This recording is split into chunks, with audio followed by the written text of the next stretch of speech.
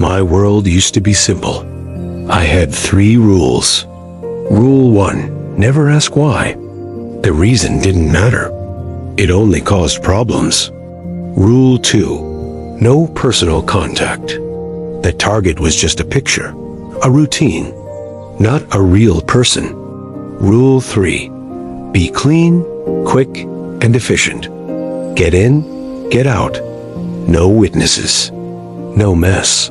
For 8 years, these rules were my life. They kept me safe. They kept me numb. I wasn't a man anymore. I was a ghost. A tool. Then I got a new job. It seemed easy. A rich woman who lived alone in a big house on the cliffs. Her name was Elara Vance. She was my target. And she changed everything. I did my research like I always do.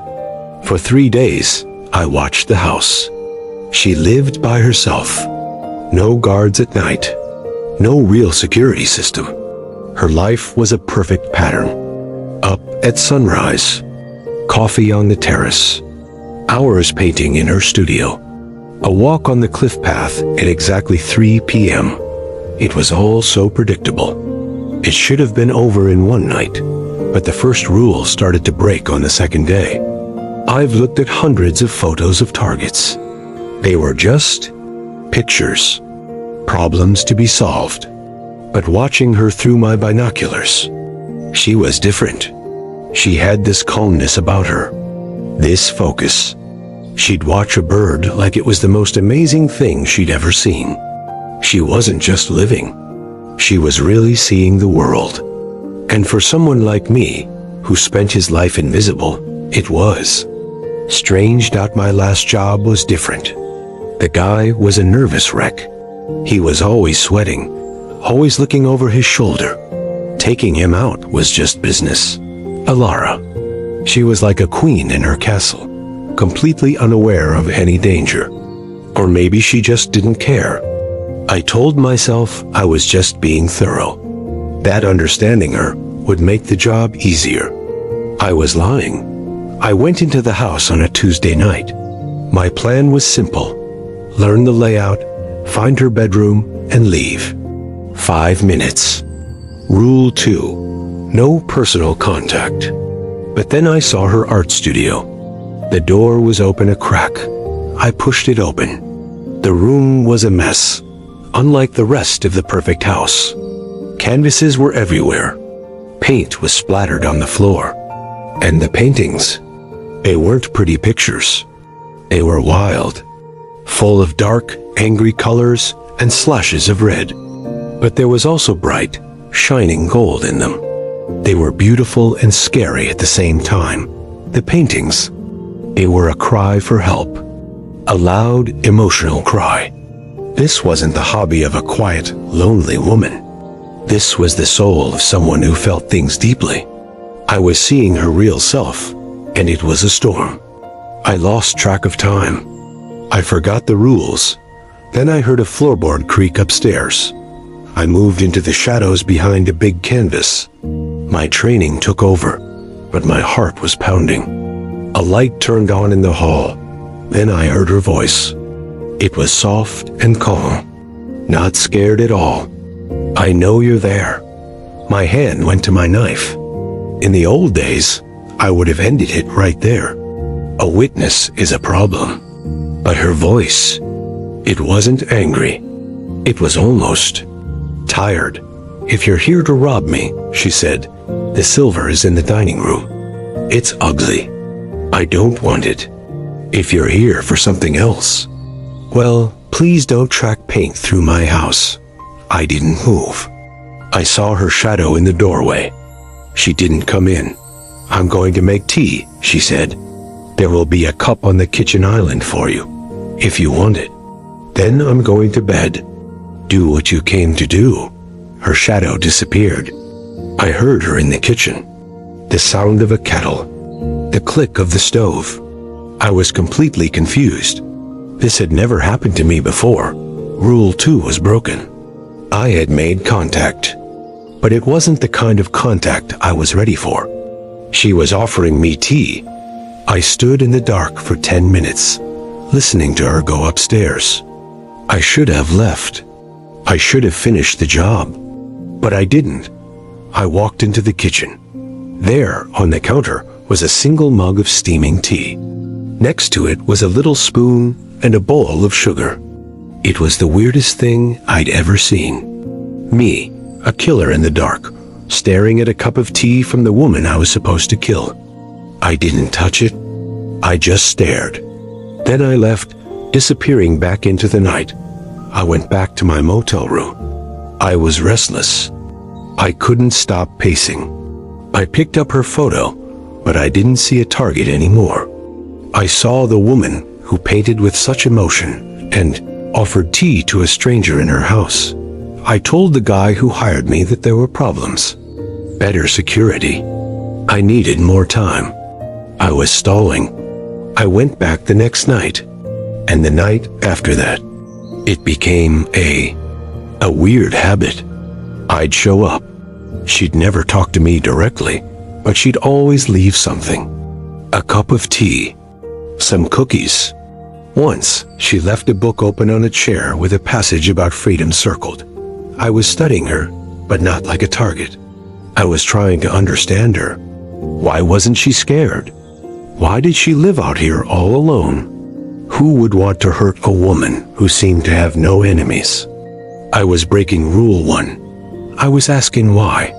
I was asking nothing but why. One night, I didn't hide.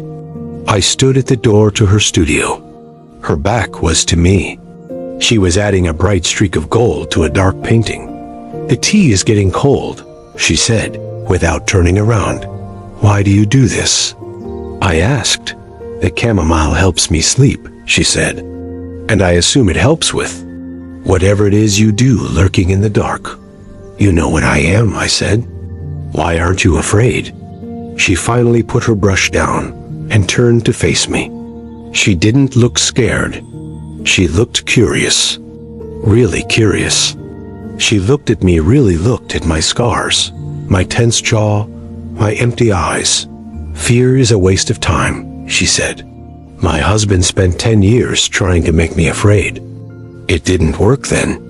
It won't work now."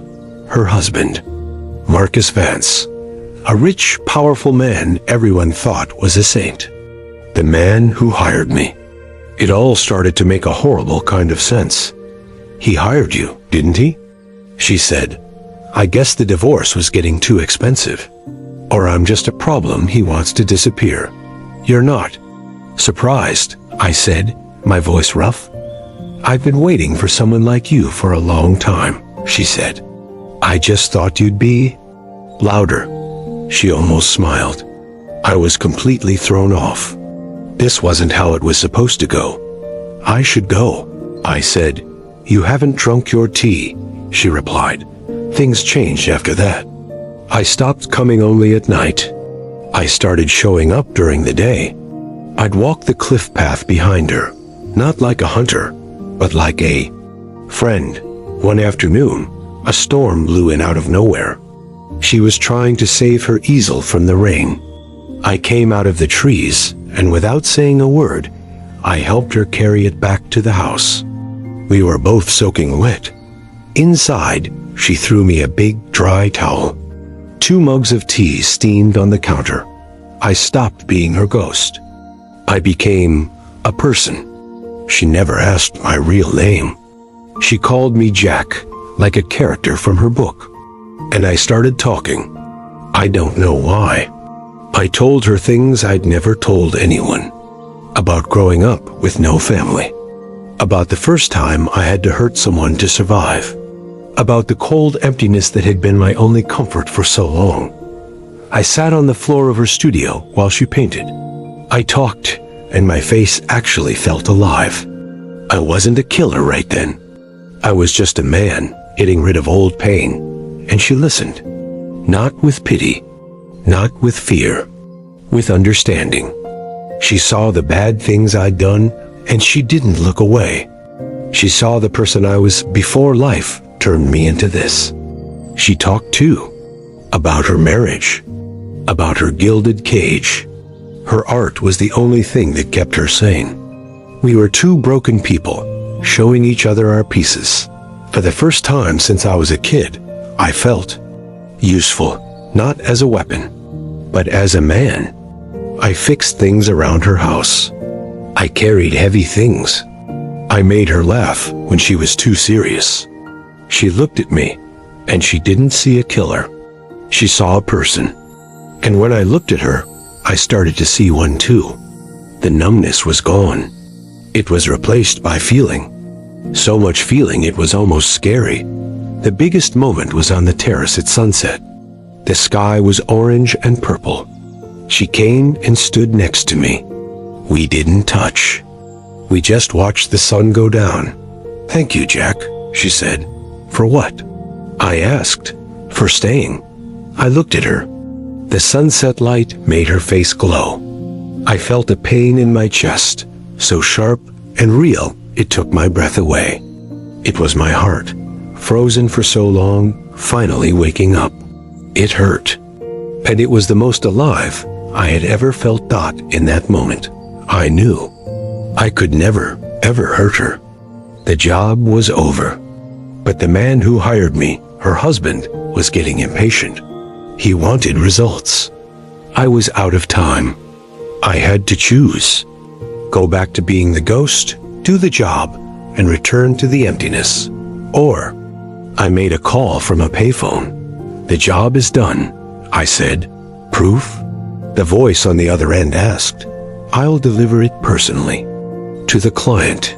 Tell him, I want my money in cash. And I want to look him in the eye when he gives it to me." I was breaking every rule I had. But I had a new purpose now. A man's purpose. To protect her. I got ready, but not for a kill. For a fight. I loaded my gun, but my face wasn't blank. It was set and determined. I went to see Elara. "You have to leave. Now, he knows you're still alive. He'll send someone else. They won't be like me. What are you going to do?" She asked. "I'm going to finish the job," I said. My way, she understood. She didn't argue.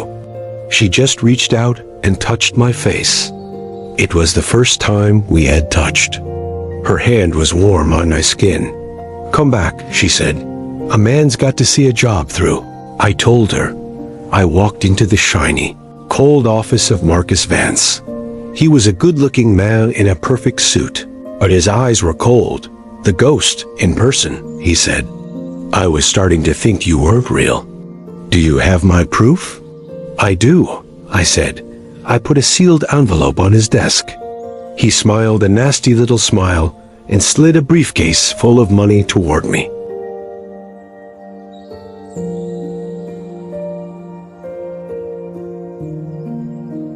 "Pleasure doing business," he said. "She didn't suffer, I hope?" "I'm not a monster." "Oh, she suffered," I said, my voice low and hard.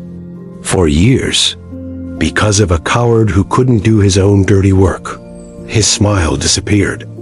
"Watch your tone. You're paid help. Nothing more. Open the envelope," I said.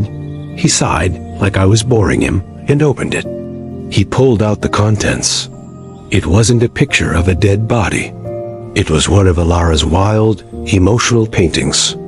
Paperclipped to it was every single paper, every note, every detail about the job he'd hired me to do. It was my whole file. "What is this?" He snapped. "That's my resignation," I said. "And your confession. Every money trail leads back to you. Every instruction from your people. It's all there. I've already sent copies to the police and every news station I could find. Your money can't stop this." His face turned red with rage. He made a move for a button under his desk. I was faster. I pulled out my gun and slammed it down on the desk. I wasn't pointing it at him. I was just making a point. "I wouldn't do that," I said. "I'm not here to kill you. That's what a ghost would do. A man makes you face what you've done. A man protects the people who matter. You're going to prison, Vance. And she is finally free. I wasn't hired to save her. I was hired to end her. But she saw the man under the monster. She offered him tea instead of a scream. She showed him his own reflection and didn't let him look away. She didn't just save her own life that night. She gave me back mine. My world is built on new rules now. Rule 1, always ask why. Rule 2, the right people are everything.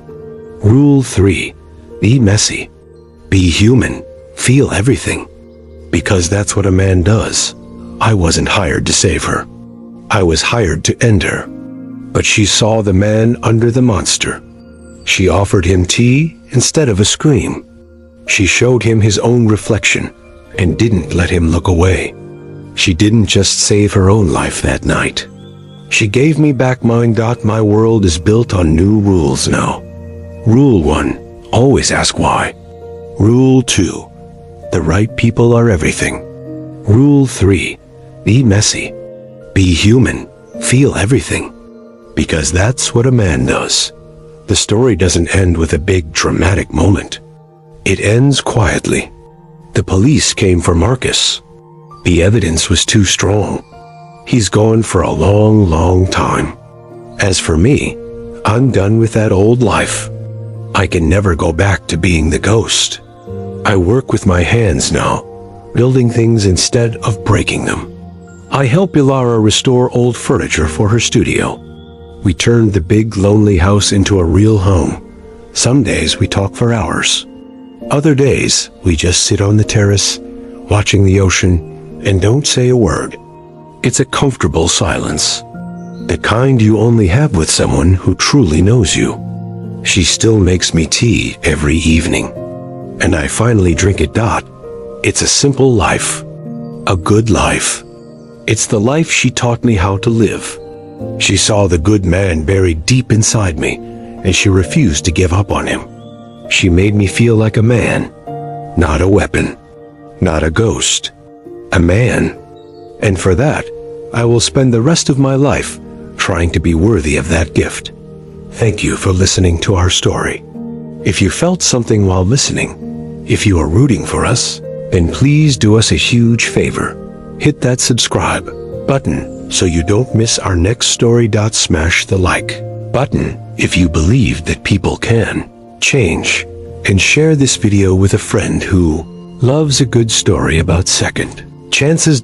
It really helps us out more than you know. Thanks again, and we'll see you in the next one.